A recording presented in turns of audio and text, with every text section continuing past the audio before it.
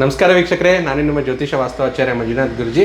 ವೀಕ್ಷಕರೇ, ನಾಳೆ ಖಗ್ರಾಸ್ ಚಂದ್ರಗ್ರಹಣ ಜರುಗ್ತಿರುವಂಥದ್ದು. ಗ್ರಹಣದ ಸಮಯ ಬಂದು ಮಧ್ಯಾಹ್ನ 3:20 ಸಂಜೆ 6:48 ಇರುವಂಥದ್ದು.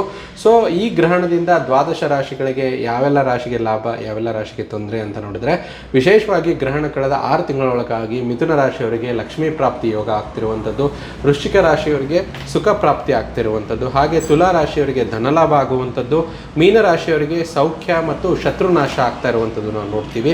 ಸೊ ಈ ಗ್ರಹಣದ ಸಮಯದಲ್ಲಿ ಒಂದಿಷ್ಟು ತಾಮ್ರದ ಬಿಂದಿಗೆಯಲ್ಲಿ ಒಂದು ತುಳಸಿ ಎಲೆ ಇದನ್ನು ತಗೊಂಡು ನೀವು ನಿಮ್ಮ ಮನೆಯ ಬ್ರಹ್ಮಸ್ಥಾನದಲ್ಲಿ ಅಥವಾ ಈಶಾನ್ಯ ಅಥವಾ ಉತ್ತರ ಭಾಗದಲ್ಲಿ ಅಲ್ಲೇ ಇಟ್ಟರೆ ನಿಮಗೆ ತುಂಬ ಒಳ್ಳೆಯದು. ಗ್ರಹಣದಲ್ಲಿರುವಂಥ ನೆಗೆಟಿವಿಟಿ ಕಡಿಮೆ ಆಗುತ್ತೆ.